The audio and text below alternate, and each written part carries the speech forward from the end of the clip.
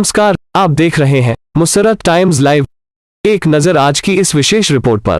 श्री श्री 1008 रुद्र महायज्ञ के तीसरे दिन कथावाचक बाल विदुषी प्रेरणा किशोरी ने श्रीमद् भागवत कथा का पाठ किया। इस पर हमारे संवाददाता दिलीप यादव की एक रिपोर्ट। दरभंगा जिले के थाना कुशेश्वर स्थान प्रखंड कुशेश्वर स्थान पूर्वी के युवा सिमटोका पंचायत के वार्ड नंबर 5 तेगच्छा की पावन परिणय धरती पर तीसरी बार श्री श्री 1008 रुद्र महायज्ञ का आयोजन किया गया है। समस्त पंचायत वासियों द्वारा बताते चले कि इस श्री श्री 1008 रुद्र महायज्ञ का समस्त भारत में सीधा प्रसारण करने के लिए इजुआ सिमटोका पंचायत के नव निर्वाचित वर्तमान सरपंच प्रतिनिधि माननीय श्री मिथिलेश कुमार राय ने 500 रुपये और ग्राम तेगच्छा के डीलर पुत्र श्री संतोष कुमार राय ने 183 रुपये और भारत सीसीटीवी सिक्योरिटी सर्विस के संचालक वाहिद अहमद ने 65 रुपये का पुरस्कार दिया है। रिपोर्टर दिलीप यादव को एवं हमारी टीम से बातचीत में तीनों प्रतिनिधि ने कहा कि श्री श्री 1008 रुद्र महायज्ञ का हमारे पंचायत में आज़ादी के बाद पहली बार सीधा प्रसारण किया जा रहा है। इस प्रसारण से हजारों भक्त श्रीमद् भागवत गीता की कथा को घर बैठे देख रहे हैं और रिपोर्टर दिलीप यादव को धन्यवाद और आशीर्वाद दे रहे हैं। हमारी टीम से बातचीत में सरपंच प्रतिनिधि मिथिलेश कुमार राय, डीलर पुत्र संतोष कुमार राय और भारत सीसीटीवी सिक्योरिटी सर्विस के संचालक वाहिद अहमद ने कहा है इत्यादि। श्री श्री 1008 रुद्र महायज्ञ स्थल तेगच्छा से दिलीप यादव की रिपोर्ट।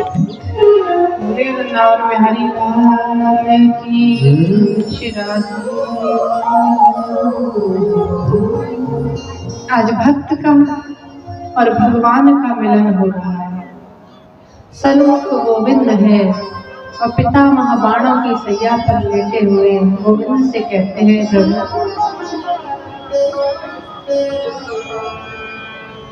भगवान ने पूछा कि आप हमें इतना प्रेम करते हो तो एक बात बताओ कि महाभारत के युद्ध के समय आप कौरवों की तरफ क्यों हो गए थे? भाई आप पांडवों को भी पसंद करते हो, हमें भी प्रेम करते हो, तो लड़ाई भी हमारी तरफ से लड़नी चाहिए थी। और लड़ाई तुमने कौरवों की तरफ से लड़ी हमें मारने के लिए, तो ये कैसा प्रेम है आपका? कितना सुंदर कहा पितामह ने। कहते हैं गोविंद, अगर मैं आपकी सेना में आता और आपकी सेना की तरफ से युद्ध करता तो मेरा रथ या तो आपके रथ के बगल में होता या पीछे होता, और मान लिया कि आपके रथ से आगे भी होता तो मुझे आपके दर्शन तो नहीं होते। युद्ध में तो मरना ही था, न जाने कब किसका बाढ़ लग जाए, कौन मर जाए। तो कहने लगे प्यारे गोविंद, मैंने युद्ध में इसलिए विपक्षी पार्टी को चुना, इसलिए हम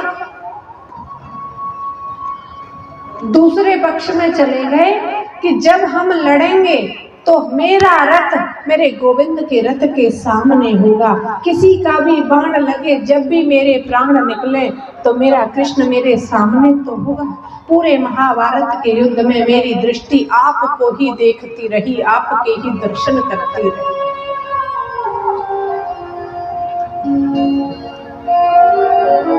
बोले मैं मरूं तो आप मेरे सन्मुख हो, आप मेरे सामने हो, इसलिए मैं कौरवों की सेना में शामिल हुआ कि आमने सामने रहेंगे तो गोविंद के दीदार होते रहे।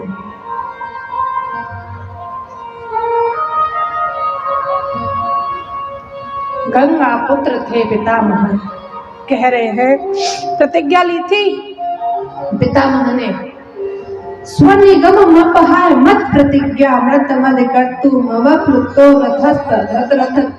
कहा था कि जब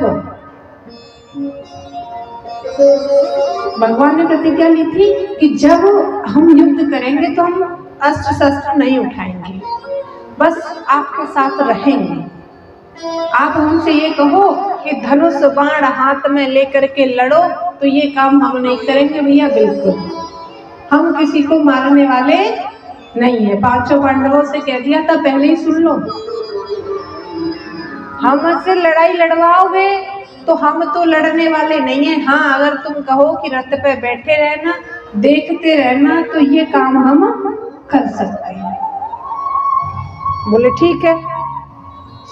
इधर भीष्म पितामह ने प्रतिज्ञा ली थी कि अगर हमने भी भगवान कृष्ण से अस्त्र नहीं उठवा दिया तो हमारा नाम भी गंगा पुत्र नहीं है, हम भी शांतनु सुत कहलाने लायक नहीं रहेंगे। तो जब रथ का पहिया उठाया था ना भगवान कृष्ण ने, तो वो अपने भक्त की प्रतिज्ञा को रखने के लिए ही उठाया था। पितामह की प्रतिज्ञा टूटे नहीं, पितामह का मान सम्मान बना रहे, भक्त का मान रखने के लिए भगवान ने अपनी प्रतिज्ञा को तोड़ दिया, अपने वायदे को तोड़ दिया और गए दौड़ करके जा करके रथ से उखाड़ करके पहिया अपने हाथों में ले लिया।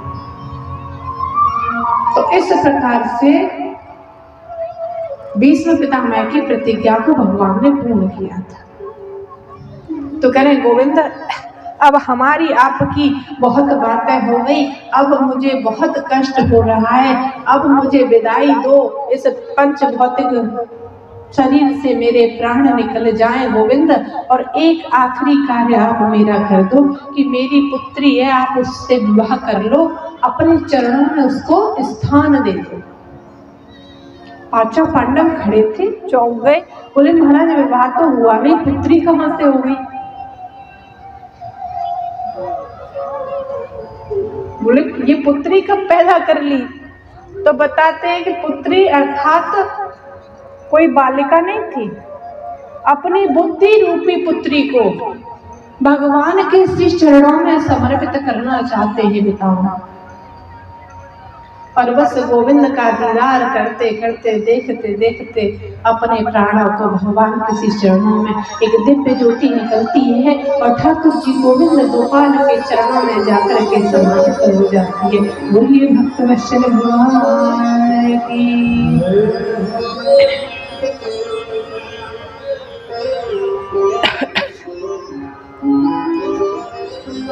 भगवान ने सदैव भक्तों की रक्षा, भक्तों की लीला, भक्तों का मान सम्मान रखने के लिए सारे कार्य किए थे।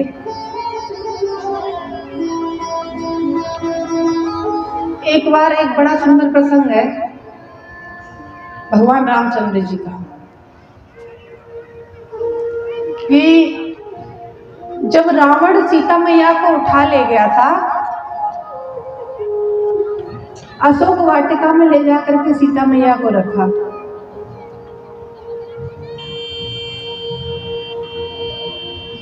तो जैसे तैसे सेतु पुल बना करके ये पहुंच तो गए। इन्होंने कहा कि अब युद्ध कैसे किया जाए? बोले युद्ध करने के लिए पहले यज्ञ कराया जाए।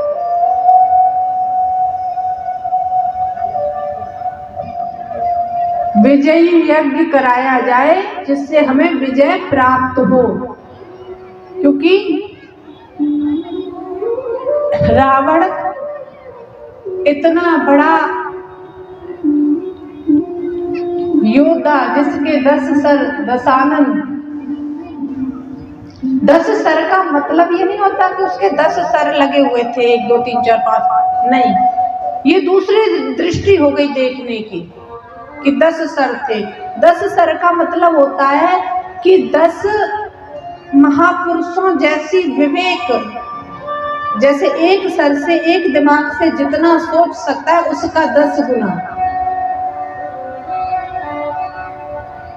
वो 10 गुना सोचता था, 10 गुना करता था, 10 गुना देखता था, हर चीज और सबके प्रति उसके अंदर 10 गुनी थी।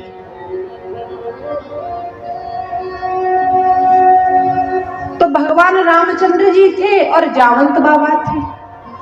तो जावंत बाबा क्या थे? पूरा कारोबार सब कुछ जावंत बाबा देखते थे, क्या करना है, किसको बुलाना है, कहाँ जाना है, क्या होना है, सारी व्यवस्था।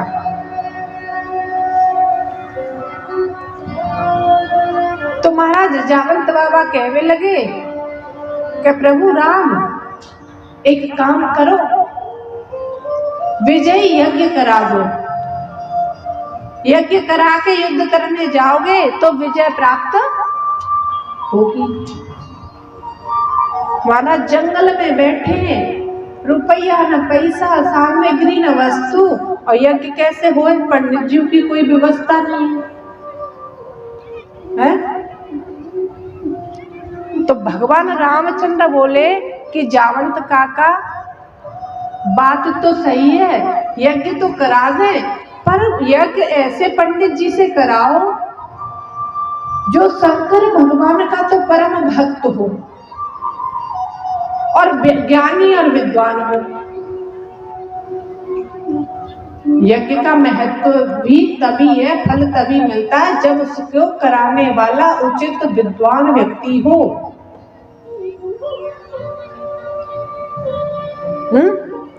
और उल्टे सीधे किसी से करा लिया तो महाराज अगर पता चले फल नहीं मिलेगा, पराजय हो गई तो और आफत है। सीता मैया तो पहले से बंदी बनी, हम लोग और बना लिए जाएंगे। क्या किया जाए? बोले ऐसा कौन है? बोले ऐसा तो पूरे संसार में एक ही व्यक्ति है। बोले कौन? कि रावण। बड़ा सुंदर प्रसंग है। अब महाराज रावण से तो युद्ध करना है और रावण से ही रावण पे विजय प्राप्त करने के लिए यज्ञ करवाना है। क्या कहते?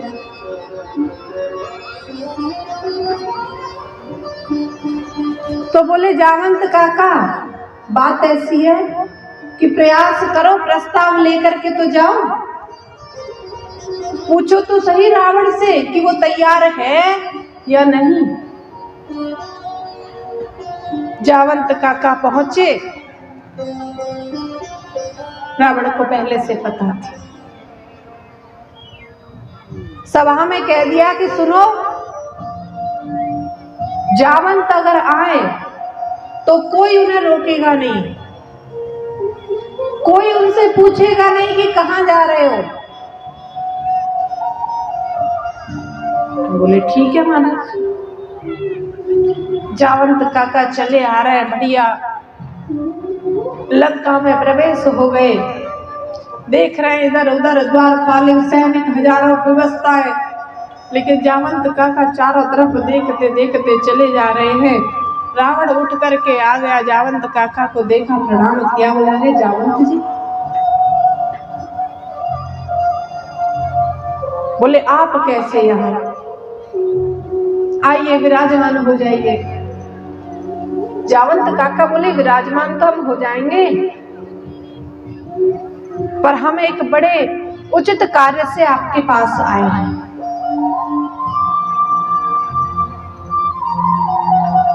रावण बोला क्या मैं अगर सही हूं तो आप किसी हवन यज्ञ करवाने के उद्देश्य से आए हो? अगर मैं सही हूं तो आप मुझसे कोई हवन यज्ञ करवाना चाहते हो मेरे द्वारा? जावंत काका बोला हाँ, यही उद्देश्य है मेरा। बोले तो फिर वो यज्ञ शायद वनवासी राम और लक्ष्मण का है। बोले हाँ।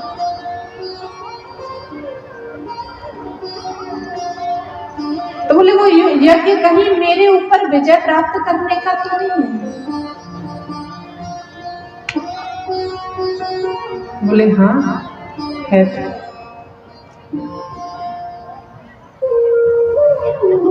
जावंत काका को लगा कि अब शायद ये यज्ञ नहीं करेगा, आचार्य बनकर के नहीं आएगा।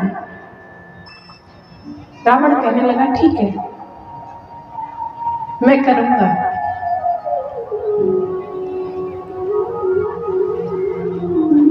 मैं करूंगा, कह देना अपने वनवासी से कि मैं उसका यज्ञ कराने आचार्य बनकर के आऊंगा।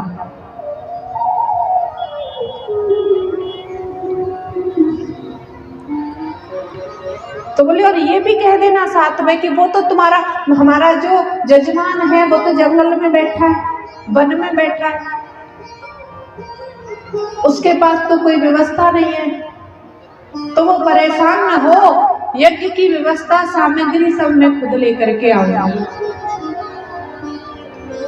जावंत काका ने प्रणाम किया और बस आचार्य जी को निमंत्रण नियुक्त कर दिया, निमंत्रण दिया और पहुंच गए।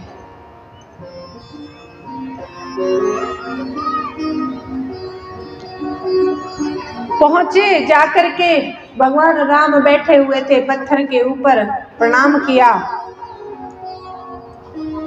भगवान रामचंद्र ने उठ करके रावण को प्रणाम किया, आचार्यवर को प्रणाम किया, दंडवत किया और हाथ जोड़ के कहने लगे, आचार्य आप मेरा ये अनुष्ठान, मेरा ये यज्ञ कराइए।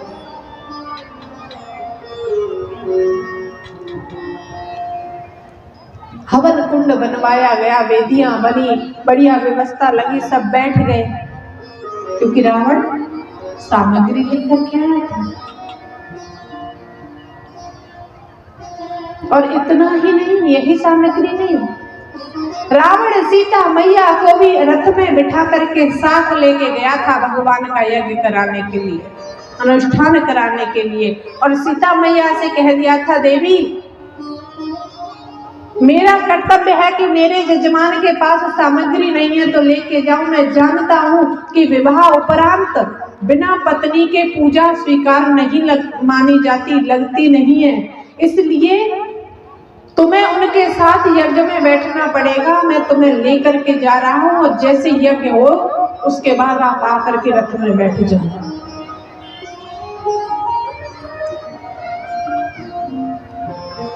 माता सीता पहुंची, रावण ने अनुष्ठान कराया आचार्य बन करके, यज्ञ हो गया, सीता माता को बिठाया गया भगवान के बगल में, विधि विधान से रावण जैसे विद्वान से शंकर भगवान का परम भक्त, उसके द्वारा अनुष्ठान हुआ।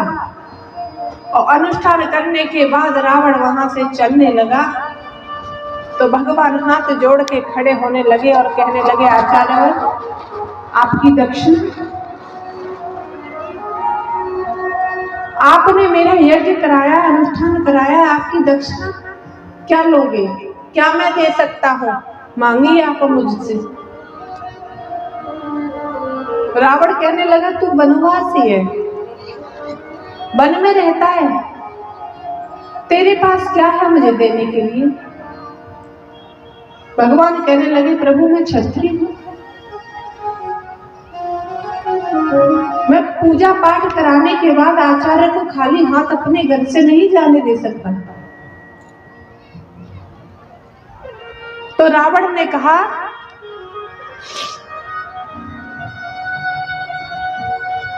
कि ठीक है, जब समय आएगा तो मैं आपसे एक वचन दो कि जब समय आएगा मैं आपसे वरदान मांग लूंगा।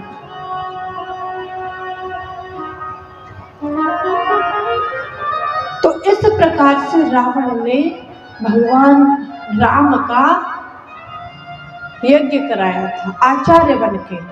इतने विद्वान थे और यज्ञ किस चीज का था? रावण को ही मारने का, लंका पर विजय प्राप्त करने का। ये था क्या? यह है बात कि रावण भी जानता था कि मेरी मृत्यु भगवान के हाथों है, मेरी मृत्यु नहीं, कल्याण है। ये सारा प्रारूप खेल भगवान ने बनाया कि मैं रावण तक पहुंच पाऊं और रावण की इच्छा को पूर्ण करूं। उसका उद्धार रावण का भगवान के ही हाथों से था।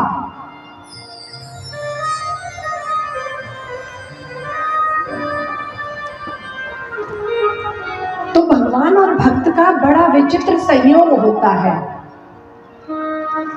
अगर आपके अंदर भक्ति है तो सबसे घनिष्ठ रिश्ता, सबसे घनिष्ठ संबंध, अथाह प्रेम, सारी चीजें एक भक्त और भगवान के बीच में ही पाई गई।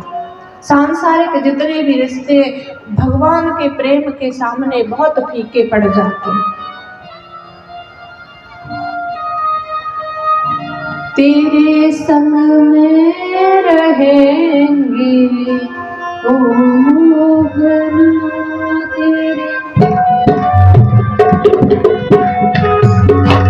तेरे संग में रहेंगे ओ मोहना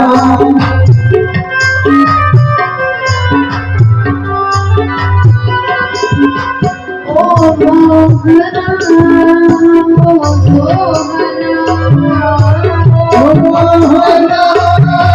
ओ सोहना तेरे संग में रहेंगे तेरे संग में रहेंगे ओ मोहना